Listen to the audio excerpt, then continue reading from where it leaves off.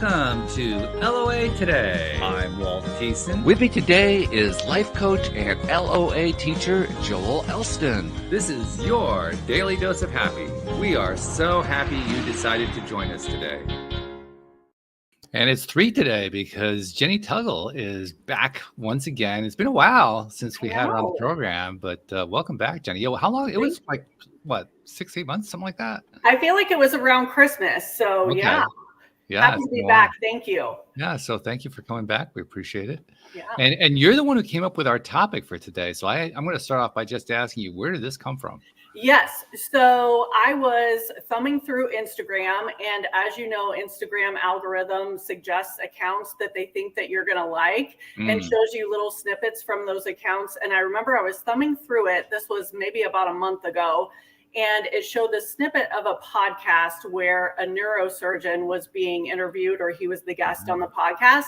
And they asked him the question, if he was rather mature in his career. So he'd been a neurosurgeon for about 30 years. And they asked him, if you could boil it all down, what is one skill or practice that you would say is most effective for optimum health, wellness, quality of life, longevity, and without even missing a beat, he said emotional regulation. And so I just wasn't dialed in at the time when I was thumbing through my Instagram. And so I just went on past it. I saw that 15-second or whatever clip, and I went on past it and closed my phone, and I haven't been able to find it since. Oh, no. Really, I'm mad at myself for that. But I think that one little snippet, because of the amount of time that I have thought about it since, and then really kind of dug in and did my own study into it, was like, that was a blessing, because it really made me think about what would make him say that. You know, he didn't say working out, or he didn't say diet, or he didn't say, meditation or your spiritual life or anything like that. I mean, immediately he said emotional regulation. Wow. So it really kind of opened it up for me. Like, what is that? What does it mean? And what do I need to be doing? Okay. Yeah. Well, I can understand where that comes from. Now, Joel, when you mentioned to me the topic, you summarized it as just the phrase she just used, emotional regulation. But what does that mean to you especially from your perspective as a life coach? Well, I don't know if this is a clinical term, because it's not an area I'm super familiar with, at least on the clinical side. But when I use it, being able to regulate your emotions, not engaging the central nervous system and allowing that to respond, and that would go a lot hand in hand with what I believe. The idea that, I told a story a long time ago, about the guy that had a very stressful job and was diagnosed with liver cancer and almost, guaranteed to die, 6 months to live. And he left the job, went back to Greece, lived 25 years. So the idea that the inability and sometimes not being able in any capacity due to the situation or whatever, not being able to regulate that central nervous system constantly has you in a state of elevated central nervous system fight or flight, which doesn't allow for the body to operate. I'm taking a stab at this from, obviously Jenny's has researched this more than I have, but that's what it feels like to me. Yeah. And that's what I was thinking. I was thinking about the parasympathetic nervous system. Yes. Which is where we want to be. Yeah. It's the place to be. Right. Well, I think it's so important, because we live in such an emotionally charged environment. You don't have to go very far to run into, what do they call that? Like emotion provoking stimulus. So like, whether you get in your car and you're in your car for 2 seconds before somebody's tailgating you, or they don't like the way that you're driving and they're letting you know it through a gesture or, whatever. Or if you get on social media and you see somebody posting something and all of a sudden they have 96 comments that are attacking, or, I just feel like we live in this very emotional charged environment. And so how do you regulate your emotions in the face of that? How do you regulate it? And what is the impact of it? Right. Because he was saying that's the most important thing you could do. Right. You were speculating, wondering, well, what did he mean by that? Right. It seems to me this is where he was pointing to, because one thing we are learning more and more as a species, certainly the medical community has been learning, in general, any of the social science research has been learning the power of the emotions. The emotions are incredibly powerful. Right. And they essentially are our connection to the entire world. I was one of those people who for years thought that all of the world was a logical, rational place. It took me a long time to shake that one, by the way, but I did finally shake it, and it was a big shock at that point in time. Yeah. Realize that we have an emotionally driven universe. I mean, the idea that, for instance, emotions could actually be affecting planets and stars was like, yeah, right. That was my initial reaction to it. Now it's like, yeah, so what? Yeah. Well, and I don't know if this is in the same category, but when you're emotionally unregulated, and I'm a big believer in exchanging energy with people you're around. My whole gig is I elevate energy. I bring that energy to the table. People generally connect with that, and that's sort of what I do. But if you go in, I've walked into environments that were just horribly negative in energy, and it's tangible to me. You feel it. So it isn't only me regulating my emotions in some level. It's also other people that aren't doing can affect my ability to do that as well on some level. And so I think part of it, and we do live in a difficult time. I made the most benign post the other day. My stuff is just simply motivational or an occasional hilarious little funny thing. And within 5 minutes, somebody made, I don't even say what the side they were on, but there's some political connection that was not even there, and that started a 15 chain. I just deleted the whole post. I'm like, this was so not political. It just wasn't. But yet somehow somebody all of a sudden figured to blame the other party for this, and these people that are unregulated, especially because of politics, they just cannot respond. They can't help but to respond. So everybody's getting triggered, and this is literally one of my really motivational, positive things. It's like, wow, how could you do that? I just deleted the whole post. It wasn't even worth fighting at that point. Yeah. It was beyond salvage. It was. I mean, they were going so fast, I couldn't even, because I was going to delete their comments, but I just said, never mind, just delete the post. Yeah. Yeah. Well, I'm going to bring something up that I brought it in my earlier podcast. Jen, I do 2 podcasts on Mondays. Yeah. And during the earlier podcast, I was making reference to the fact that my background is, among other things, I have my degree in political science. So I was always very interested in that, even after I found out just how toxic it was to me. So now I do it from a distance. I don't engage in it directly, but I've also learned how to emotionally regulate myself to not get caught up in it. And I actually find it to be fun. Yeah. As strange as that may sound, I actually enjoy a lot of it. And right now there is a trend going on that has been established by the presidential race here in the US that I have never seen before. I don't think we've ever seen before in the history of the country. And that is, we have one party that is being led by a man who is pushing every single negative button he can push. And we have a new campaign that took over from the Biden campaign. The Harris campaign has taken over, and they're pushing the idea of joy. I don't think I've ever seen that dichotomy before. I mean, I've seen a lot of, I know American political history pretty well. I know a lot of the kinds of campaigns that have been run. I don't think I've ever seen that dichotomy, and I'm fascinated by it. Yeah. I wish more people had that perspective. Well, yeah, and there are people that, when you really believe that everything is falling apart when the other side is going to win, when you really believe that, I have empathy for these people. That they really think that, and they really believe that. So they're acting as this is life or death, and not realizing we're going to be okay. It might be ugly. It might be messed up, but we're going to be okay. Something's going to happen. We always come out of it. Since I've been a small child growing up in a Southern Baptist home, I have faced multiple apocalyptic moments. I mean, really, I was prepared to. I mean, I started listening, and everybody was telling me. I'm like, oh my gosh! I mean, the Iran-Contra, thing was the beginning of that. I'm like, what? And then all these all these little wars and stuff. And my preacher would say, this is exactly what Revelation says, and we could be days away from the return. And I'm like, oh my gosh, how did this happen in my lifetime? And after about 85 of those, I'm like, okay, we're probably not going to be doing that anytime soon. The effect kind of wears off after a while, doesn't it? Yeah. but that's sort of what we're talking about. We live in an environment where we have discovered that our news stations now, regardless of which one, they create fear that the other side is going to do that. And it's about ratings. The Weather Channel, and I use this analogy all the time, on a nice, clear week with nothing in sight, the Weather Channel has a rating of like 200 people, being silly. But when a storm's brewing coming up, I mean, it goes up to drastically. So they started naming winter storms to create more of an urgency to drive viewership. It's just that there was obviously that horrible storm that came up, and it came through us and we got a lot of rain, but Florida had a lot of flooding.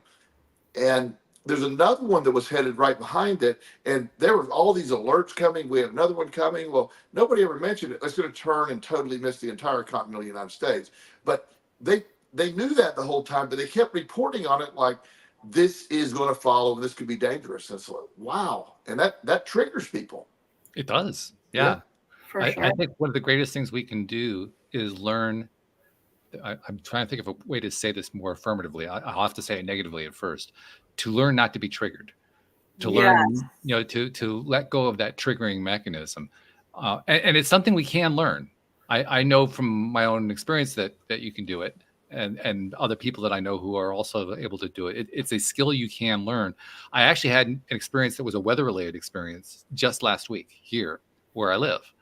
I live in a small apartment complex, and we had a microburst come through, and it literally came through our complex. So that the next day, like half the trees were down. It was that kind of a storm. And the thing that was most amazing to me is, well, there were two things. First, I didn't get any warning. I usually get some sort of warning. I got no warning. And the second thing was, even though I could tell what was going on, because I've been through a microburst before, I had no fear. None whatsoever. I mean, I was literally going up to the window saying, oh, this is really interesting. And meanwhile, like, craziness is happening. There's hail hitting. There's trees flying. There's all, wow, this is really something. I had no fear at all. And it was all because I've been working all this time for years now, for the last 12 years, developing my belief that it doesn't matter what goes on. I can choose a different way of feeling about it. So coming right back to what the neurosurgeon was talking about and what you're talking about with this topic, this is something we can learn. It doesn't even matter what he meant by it. We can still learn this stuff. Absolutely. I think you hit it on the head that it's really a skill set. It's something that you can learn to develop. I think that maybe there's a little bit of a misconception out there. Like some people think, oh, you're either an emotional person or you're not an emotional person, but really emotions aren't bad. They're inherently not bad at all. And it's really what we do with our emotions. And so this emotional regulation is really just a skill set of exactly what you said, learning not to be triggered. And how do you have a mature conversation instead of being triggered and really acting on that emotion? And that is a skill. Yeah. It's actually not that difficult to learn what to do. It's actually more difficult to learn to do it. Yes. If you know what I mean.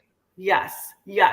Well, I was having a conversation with my boss just today. By the way, he is an expert at this. He is it's always good to have somebody to look up to with skill sets, and he is an expert at this. I've seen times where he is in situations where he could be triggered very easily, and he is just like solid. So we were talking about this earlier today, and he was saying, a lot of times, especially when you're interacting with someone and they're having a really negative, either negative feedback or comments toward you, it really has very little to do with you. It has much more to do with them. And so that's why I was just so excited to come on the podcast and talk about this. I'm so hungry to hear, Joel, especially like about in your practice. Like, are you seeing a lot of this? Are you seeing a lot more emotion recently? You mean today? And how do you help people? Maybe they're not even self-aware enough to know that they're experiencing these emotions. Yes, I cut out for a second, but I'm back. So I heard Joel and then experiencing these emotions. So I will. You actually got the gist of it right there. So I think we're good. But the this also reminds me. I'm into every study. I study everything, as you know, and so Stoicism sort of suggests this, going way back to, it isn't what happens, but how you react to it. So even back in Stoic, the Marcus Aurelius days, where, it's, whatever's going to happen is you're going to be your response. And so people like your boss have learned, and this is what I try to really, I don't use the word preach here, but teach, I guess is a better word, where, this is when you understand how to master what your boss has mastered, life becomes a lot different. It becomes, you're able to, I love to have political discussion. I really do. I like the concepts of the different philosophies. I love to discuss religion. I have studied religion, and it is fascinating, just the history of religion. But I cannot have conversations with so many people because they just are triggered by, especially if I say, when I start with what the Council of Nicaea did, First Council of Nicaea, and where they literally rewrote the Bible, and I have people say that never happened. I go, it did.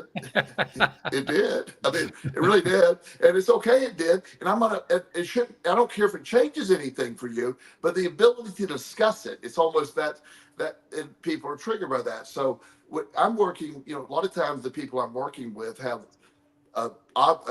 by definition, their biggest problem is a total lack of emotional regulation. They are triggered by their environment. A lot of times, and this is where it gets even more nuanced, but let's say you have a very trauma-filled background. So I think people with trauma-filled backgrounds that never address the trauma have a tendency to be more quickly deregulated, where they don't have any emotional regulation. I really believe that, because something can happen now that's very benign, but it triggers something that was very serious when they were 12, and that combination, it makes a difference. It's really important to understand that. So hoping that we get to a place where all of us can learn to emotionally regulate. And sometimes one of the things you mentioned in your email to me was your sort of the statement, is there a time not to emotionally regulate? And that is when your life is in danger. That is, basic emotions serve a purpose. They're there for a reason. So I need to act. I don't have time to think. When you're acting from that place and your life's in danger, it's a much quicker mechanism to allow the emotions to intersect with the fight or flight, that energy that acts immediately. It's a much faster process. So it isn't, you don't want to be devoid of emotion. There's a reason for emotion. That's really important too.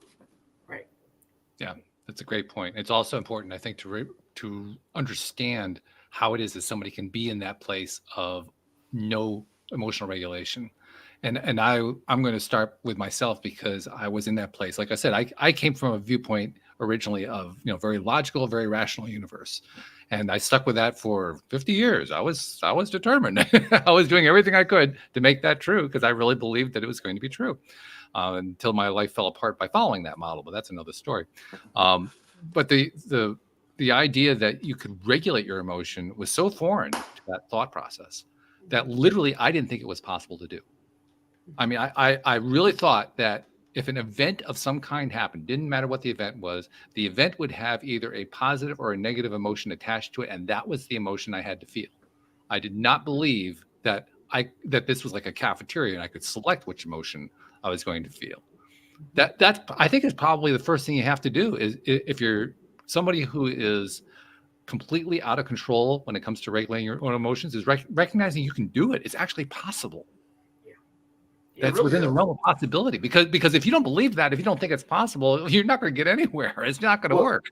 It's sort of the concept of genetics and epigenetics, where there's a thought that genetics, you're pre-programmed, this is going to happen, you can't change that. Epigenetics suggests you can, and environment has a great influence on your genetics, and that's a relatively new concept. Dr. Bruce Lipton in The Biology of Belief gets in great detail about that, one of my favorite books. But when you understand that, so emotions serve as a purpose. When using the law of attraction stuff that I do a lot, the concept of the sort of the emotional guidance scale, when you identify, emotions are a great tool when you understand their purpose. If you're sad, there's a reason. You know, for example, the morning that I found out my son TJ was killed in a car wreck, I had no emotional regulation. My son was killed. So I'm not going to sit there and say I should get over this quickly. I just allowed the emotions. It's what I needed to do. They serve a purpose.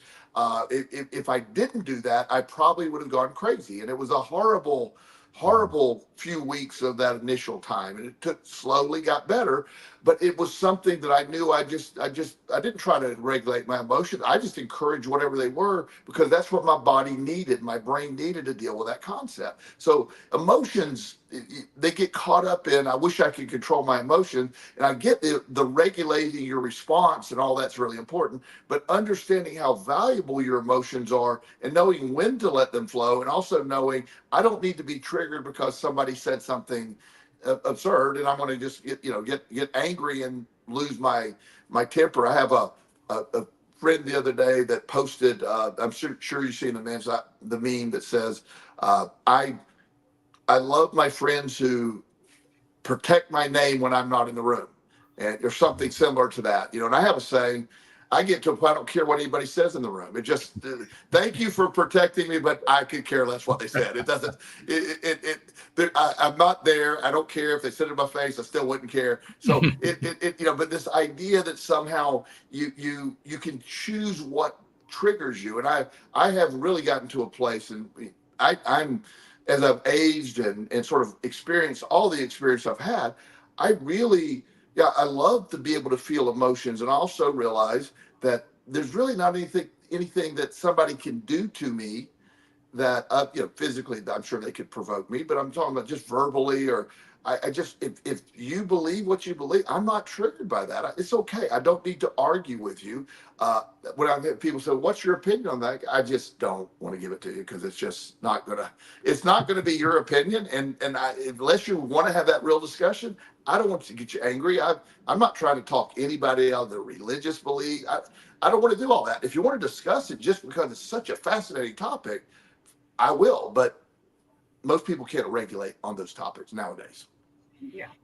Well, I think you're hitting on two things that really resonated with me when I was doing the research on this. Number one, emotional regulation, and this is a very simplified version of it, but I really loved this, is really nothing more than a filter.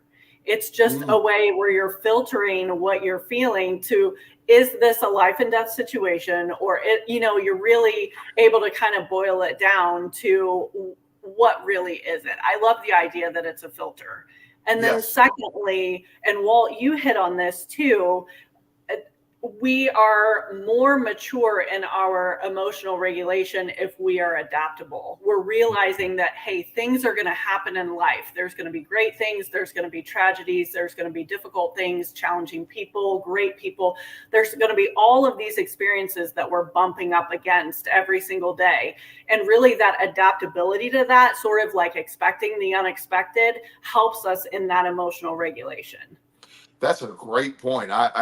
I love that, because one of the things that happened over the last few weeks, I invest in various things, and I don't trade. I just invest. I always am consistent. I never sell anything. I know the market long term is going to be up. So last Monday morning we woke up and the market was down 1,700 points at open. So, of course, all I looked at is I got it set up for my trade. I made an entry trade that morning. I knew it was going to be a good deal. Panic everywhere. It's falling apart. The economy, the Fed has to meet to drop interest rates. We have to do this. And I just sat back, and by the end of the day, it recovered 700 points. And by today, we're good again. We're right there again. It's just, but it will happen again. We're in an election cycle, so I understand all that. So there's going to be new wars. There's going to be new threats, and I'm not minimalizing people that are suffering. Just being aware they are going to happen, and being able to deal with that. That's such an incredible power. That's what I work with all my clients about. The unexpected is going to happen. The concept that nothing is going to go wrong is an absurd concept. It's like, and and my belief system in the law of attraction doesn't state there's nothing going to go wrong. I'm very realistic. It simply says that I'm going to be able to control the response to that. I'm going to be able to, but there's going to be stuff that happens. But most of the things in my world is totally out of my control. But I can respond to them in a way, and that's the same thing. I tell this. Walt will remember the story. I had this very. She is a very cool young lady, but at the time she was about 19 or 20, and she's in the middle of all these chaotic relationships with guys, and just Instagram drama and all this. So she texts me and she said, "The worst thing possible happened. Call me." And so I just texted, "Oh my God, when do you die?" And she goes, "Well, I'm not dying." I go, "Oh, I thought the worst thing possible was happening. So anything short of that's probably pretty good." And she's like, "You're an ass." She said, "Can you talk to me for a minute about the thing that's not the worst thing ever, but it's pretty important?" So it was a boyfriend problem that guy doesn't even exist anymore in her life. But at that moment, she escalated to the point that it was just the biggest thing because this random dude she knew for 2 weeks liked another girl's picture on Instagram.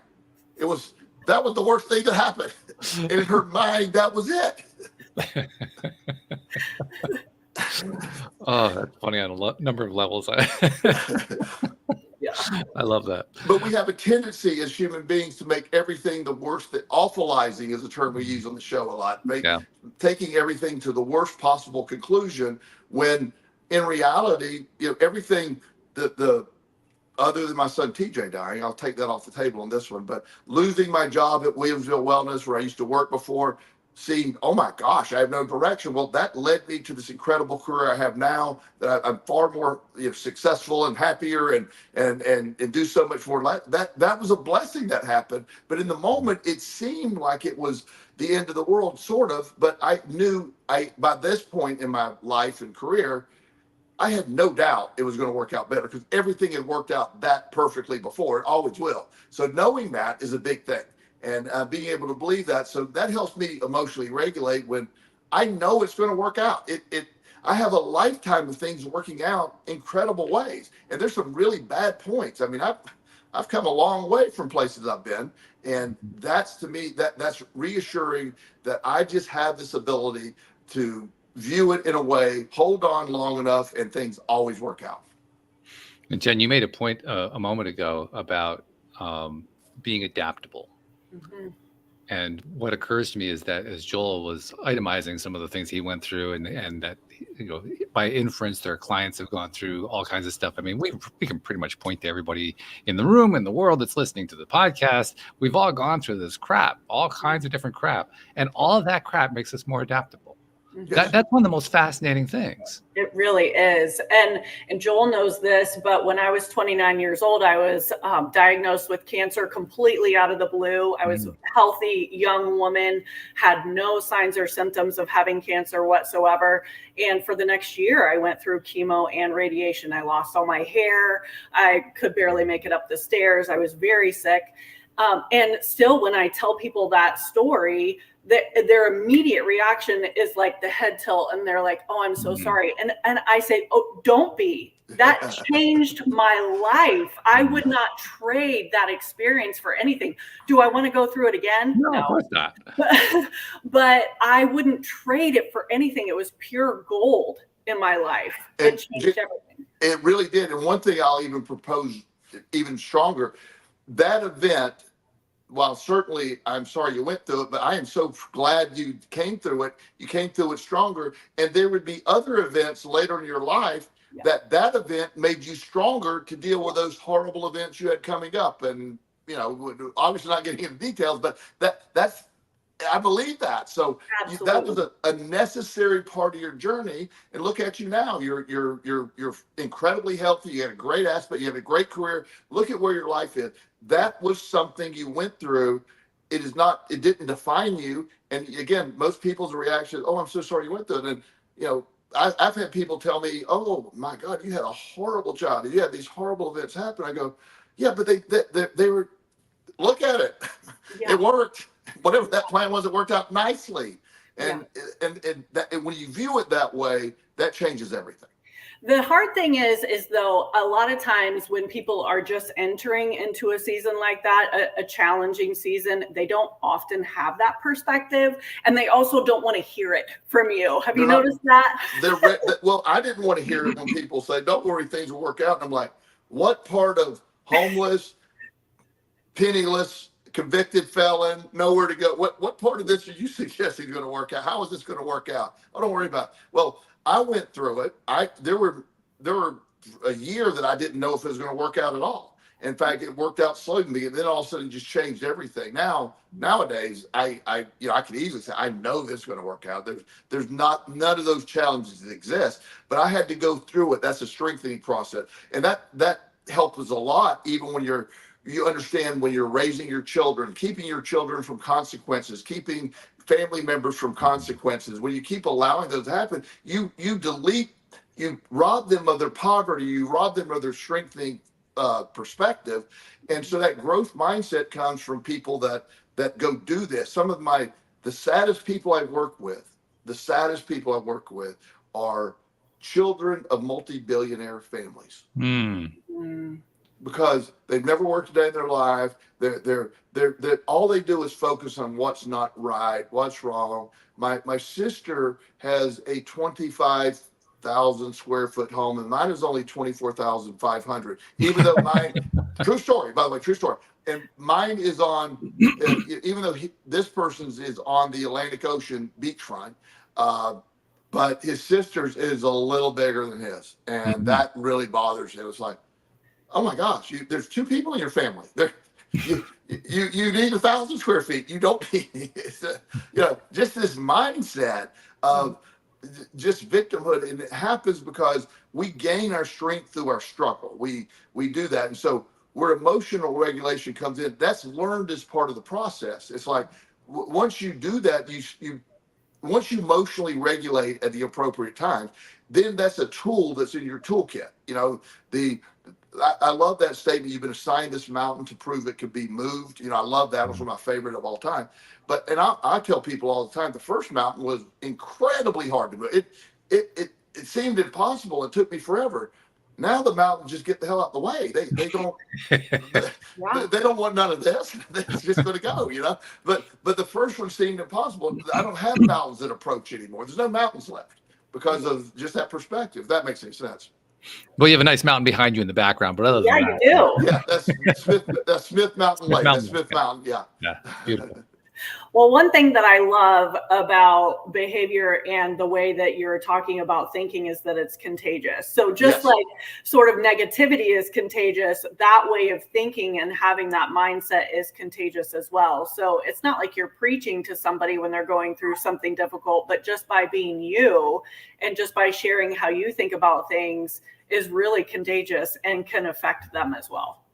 Very much so. And that's part of that emotional exchange we were talking about. It's sort of, the whole basis of my private practice. One of the reasons that, and I do work with people remotely, but I much prefer to work with people in person because there is a more of energy exchange. It really is. And I have an NFL player that I talk with regularly.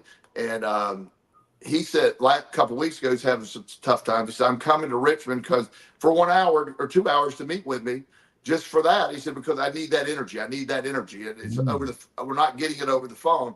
And we had a great session. It worked great. He took off and we're doing phone sessions now, but sometimes you need that connection. And so it is contagious. And it's stuff that when you get around people that really feel that way, it helps understand the value of regulating your emotions and understand they're there for a reason. Our evolution would have gotten rid of these emotions if they did not serve a purpose.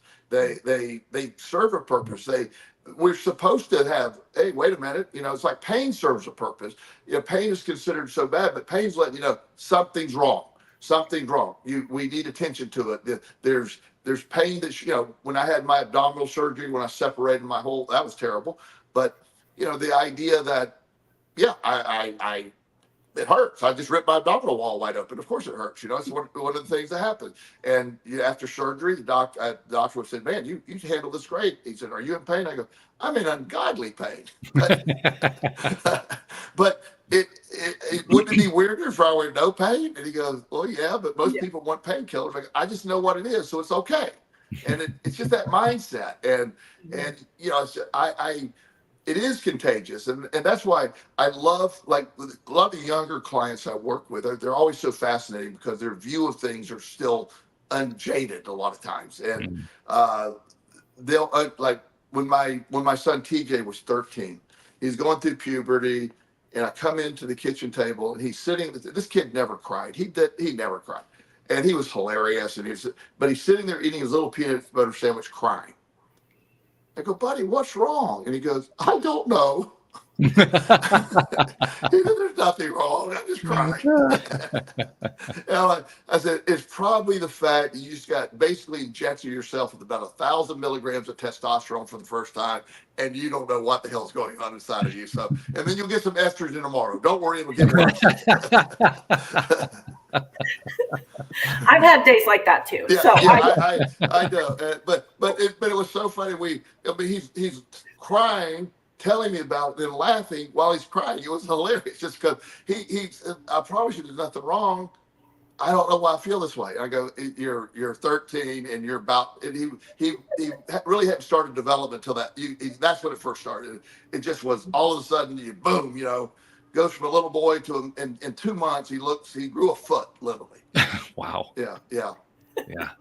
Crazy what can happen at that age too.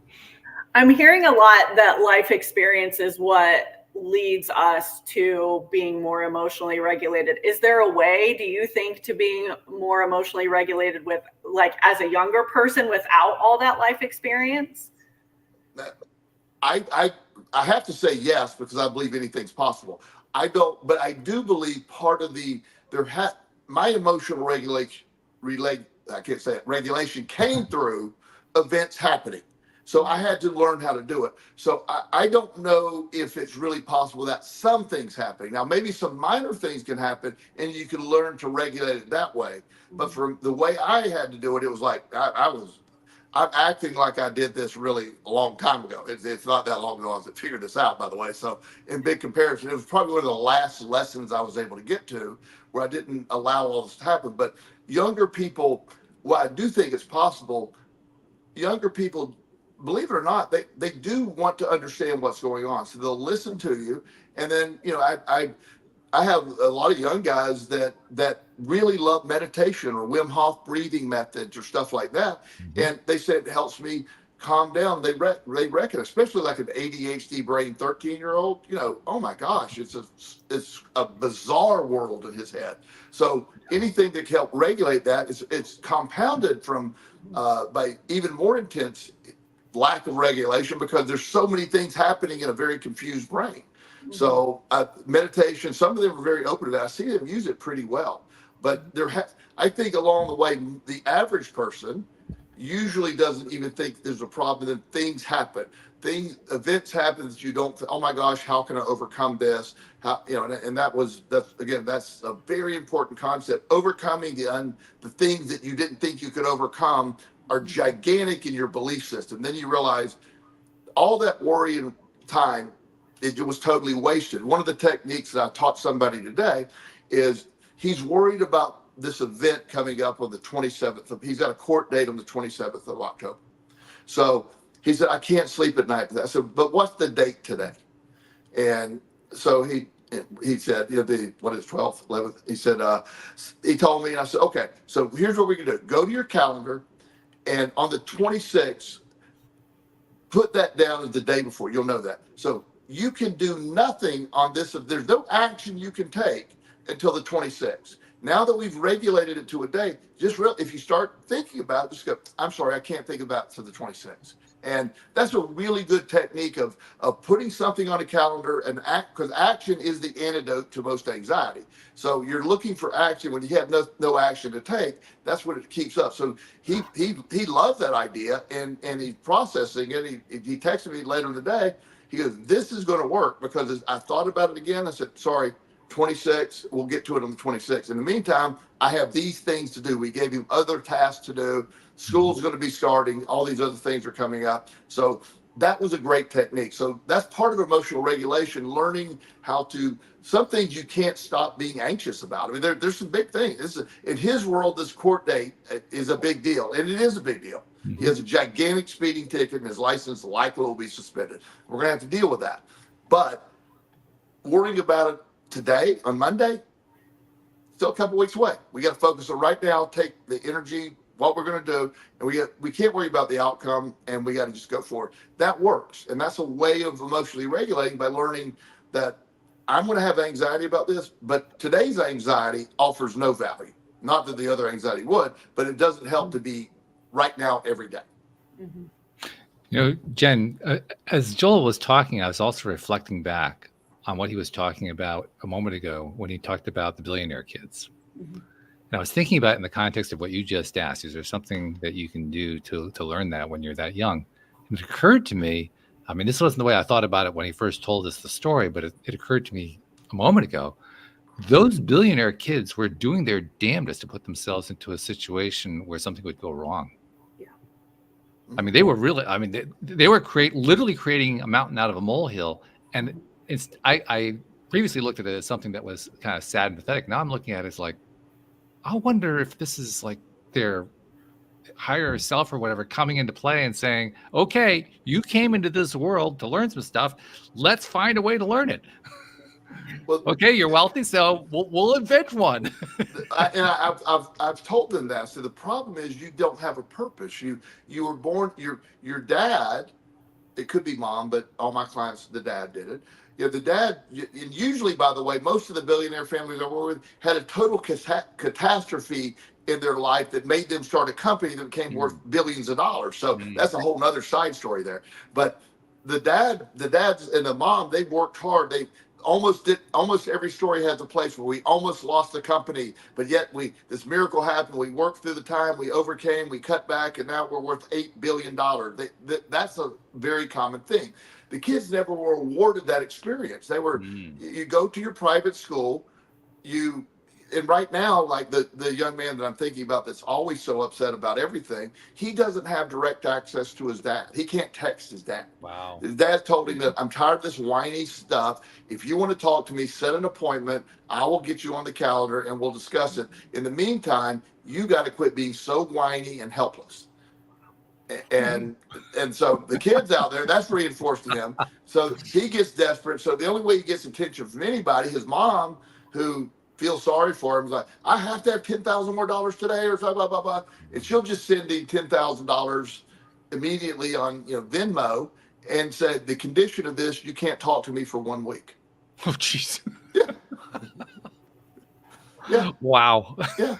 So I mean, it's a sad. It sounds weird to say this young man is a sad kid. I feel sorry for him. I mean, it's hard to, when people say, well, Joel, do you really? I do, because it's not a life. Money doesn't make a life. The money is a tool to do what you want to be able to do with. That could be, I'm pro money, obviously. I'm very pro money, but it's not the definition of me. It just gives me options to do the stuff I love. That's all it is. And it's a sad case. So it is a lot. That the ability to regulate is often, I would love to almost have a study on people with great emotional regulation and the stuff they went to get to that point. Yeah. I think there's going to be a real big connection of how they dealt with trauma, how they, was it a growth mindset or was it a victim mindset? One of the things that's happened on social media that is fascinating to me is, and I'm not judging anyone because everybody has their own beliefs, but I see a lot of people that are a lot of young people that on their bio, they list their diagnosis. I am a bipolar, ADHD, depressed, and they have like 4 or 5 diagnoses, which, by the way, they don't have them all for sure, but they have, and that's sort of they're leading with that identity, and it's bizarre. It's bizarre because you're literally creating, the diagnoses were never intended to be labels. They're descriptions so your doctor knows how to treat them. That's all they're for. That's all they supposed to be. But that emotional regulation, it gets lost when you think I am helpless here, and so there's nothing I can do. So my regulation, I can't regulate my emotion or my perspective. I'm helpless in this case. When you use that word helpless, I'm reminded of something else. The defining work on helplessness was written by Dr. Martin Seligman, who is also one of the founding members of the positive psychology movement. Yes. Which is really fascinating. Yeah, but I think what that tells me is what he learned about learned helplessness is what informed him about what it takes to understand positive psychology. Absolutely. In other words, the one leads to the other. He basically says that in later interviews. He actually is not a positive man at all. He said he just he basically, that's what he discovered. He's like, the positive psychology, wow, that's sort of the answer here. And he discovered that in that process. And I can attest, by the way, having read about 2/3 of that book, Learned Helplessness, that the man is not a happy man. No. I mean, if you want to find a way to convince yourself to commit suicide, I recommend the book highly. Other than that, no. But that's sort of the point.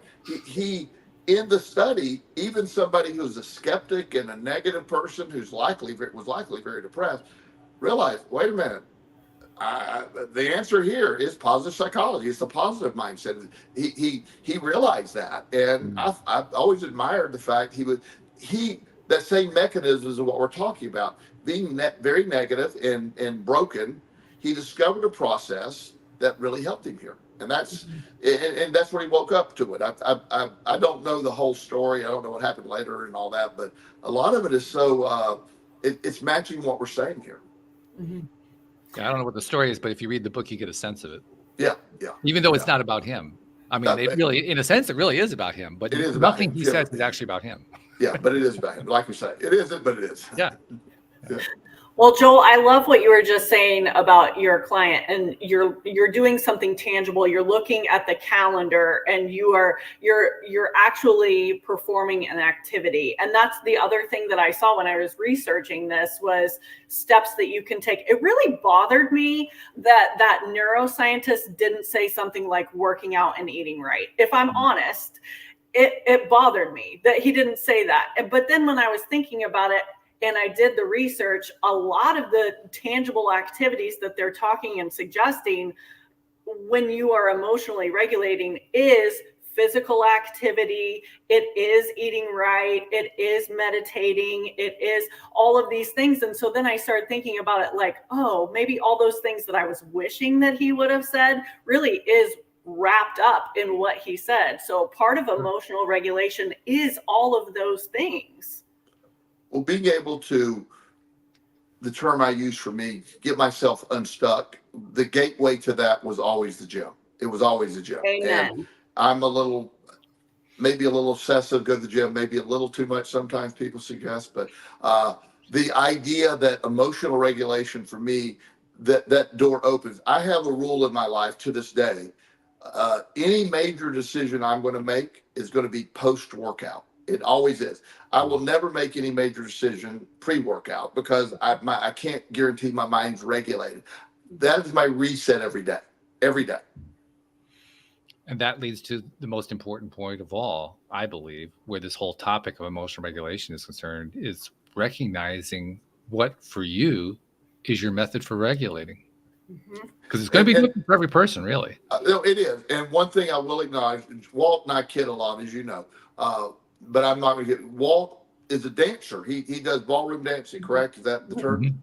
And it falls into the ballroom category. I'm a swing dancer, hustle dancer, but yeah. Thank you for the clarification. No anyway, it is exercise at the end of the day. If you've ever danced like Walt danced, that's real. So it's serious. Get to breathing. Yeah. So that could be an exercise definition for you. Oh yeah. But I think that's exactly right, is like being self-aware enough to know what those things are is so important. Yes, and it is. And that to me, that becomes the definition of the entire show. Great topic, Jenny. I love this topic, by the way. But the idea that we're able to, you got to find, I'm a big believer in bio-individuality. You got to figure out what works for you. Just because I know people that don't like to exercise, but they can find other ways. They can paint. There's gardening. There's all these other things that that By you the way, fish. anyone who says that gardening isn't exercise hasn't gardened before. I'm just saying. Oh, I know. Yeah, I haven't never done it, but I've watched them and that. Yeah, but I have friends that all they do is fish on. They love to fish. They go out, they fish. That's their time. They emotionally regulate with fishing. So it's not about it's not about having to do it one certain way, but the discovery is, how do you learn? How does any individual, our listeners or whoever is out there, how do they do for them? What activities that helps emotionally regulate? That's really important. It really is. Yeah. I've also found that it's important to understand how simple it is. And by simple, I'm going to go to Abraham Hicks, because I think Abraham Hicks came up with the most brilliant thing where emotions are concerned. That's the emotional guidance scale. The whole point of understanding an emotional guidance scale is to notice and to understand that by having the scale, you are recognizing that you can choose. Yeah. It's literally your choice where you want to be on that scale. Now, where you are right now, you may not have chosen that, but you can choose the next rung. Yeah.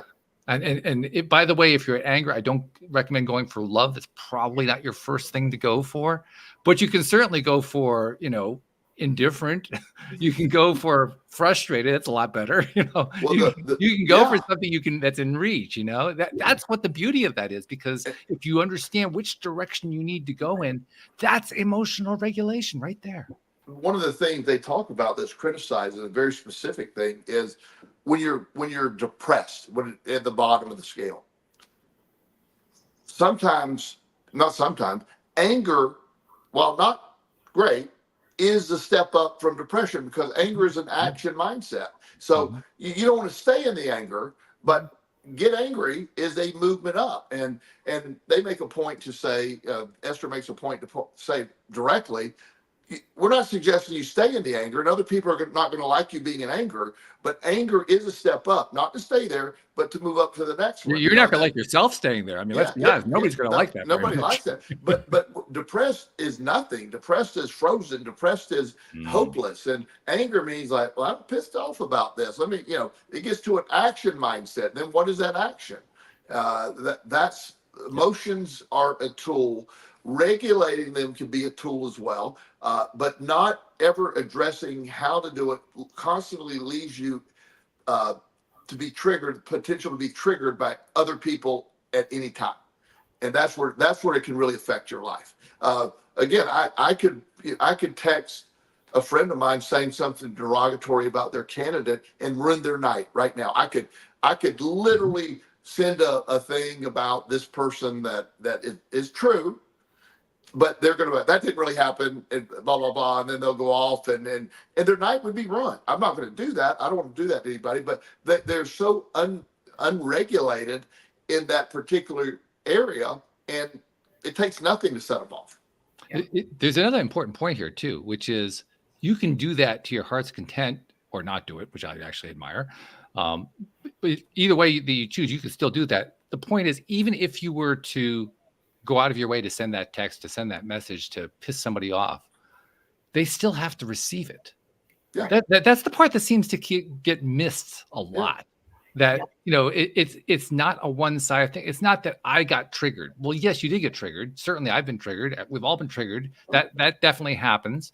But we also get to decide which way we're going to respond on. Are we going to, if we gives us something if life gives us something where we would normally fly off the handle, does that mean we're going to fly off the handle next time? I mean, we get to choose that. And I think the core of this, you kind of touched on it for a moment there, Joel. The core of this is what we often call the victim psychology. Yes. Am I going to be a victim, or am I going to select where I'm going? Because that's really the choice. It's the choice between, am I subject to what happens to me outside, or am I subject to what happens to me inside? I get a lot of negative messages. I do. And most of them I don't respond to, or simply say thank you, which really seems to piss them off more. But these are random people on the internet that run across something I said that's positive and that didn't agree with what they say. I had some guy tell me that I was a victim blamer and I didn't understand depression. I obviously have never experienced it in my life or been through traumatic events. And I said, I'm sorry you're going through that. And I didn't answer anymore. I didn't. Why do I care? Some random person. For that person to take the time to send me a message, and he got more frustrated because I wouldn't respond to his attack. It was really hard for him to comprehend. I don't care, and I don't mean that. It doesn't matter at all. Didn't rock your world. May have rocked his, but it didn't rock yours at all. No, it was. And I do, and I've said, I care about people. I really feel sorry for people that are somehow being triggered by some random life coach posting something positive, and they view that as being delusional or not believing in the way they believe spiritually. It's like, move on. It's one post. I post a bunch of stuff. Well, if you really want to piss them off, here I found this works beautifully. What you can do is you can point out to them that even that's a choice. So sorry, you made a choice. It didn't happen to you. Yeah. That'll trigger them real good. That would work. Yeah. I've learned nothing shuts them up. So. Yeah. Oh my goodness. Yeah, we're having too much fun here. That's all there is to it. But we know, Joel, you got to be going pretty soon. So let's do a little wrap up here. One thing that I want to kind of circle back to, Jen, you raised the topic in the first place, this whole idea of emotional regulation. Now that we've been talking about it for the last 55, 56 minutes, what's your takeaway? I could talk about it for another 55 minutes. So, well, we got 3. So. I'm so grateful for this conversation, because I think my biggest takeaway, even though it's simple, and I think that I already knew it on some level, is like, you always have a choice. You always have a choice. And so I love that idea, and I love the idea of not being a victim. No matter what happens, there's always a solution. There's always a way to get through it and to grow through it. And I love all of that. So this whole conversation has been very inspiring to me. So thank you. Thank you. And thank you so much for the topic. It's a fantastic topic. And I sort of mimic what you say. My takeaway is, at the end of the day, you have a choice. And learning that choice, figuring this out, or you don't have to, but either way, you have a choice. So that's all it boils down to. And it's pretty important to make that choice if you want to get better. Yep. Amen. I'll pile on and I'll say, not only is that choice important, but it's everything. It is. There really is nothing else except choices. Yes. Yep. That's it.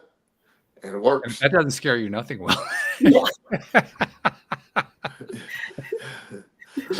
Well, life has a way of even when you make bad choices, if you allow it, it's self-correct. So even within choices, there's correction available. So it helps alleviate. Every choice is not final. That's a great point too. We haven't heard you use this phrase in a long time, but a number of times in the past, you've pointed out that the past is in the past. Can't do anything about it. The future is unknown. The only thing we have is right now. That's it. And then if you also usually tack on, if you're still breathing, you're not done yet. Yeah. One day I'm not going to wake up, and then my mission's complete. Until then, just keep my foot on the gas, do what I got to do. And what an incredible way to live. It's just, it's so simple when you live that way. Waking up, the greatest gift we can have is the gift of tomorrow, today. And you wake up, you live it. And anything, did you wake up dead? No, I'm here. Then we're good. Let's go. Am I worried about what's happening, 20 years from now? 20 years from now, I don't know if I'm going to be here or not, but today I am. Let's not worry about that. Well, that's the greatest gift. The second greatest gift is that Jen Tuggle joined us today. So, Jen, thank you for being here. That was really wonderful. We need you back more often. Let's do this more often. I love your conversations. Well, thank you. Thank you both. And I really appreciate you having me on. I'll come back anytime. Well, just keep coming up. Look at what you did with that topic. Just keep coming up with topics like that. That'll bring you on every time. No problem. Great to talk to you. All right. Thank you. Thank you very much. Thank you, podcast listeners everywhere. We'll see you all next time here on LOA Today. Goodbye, everybody.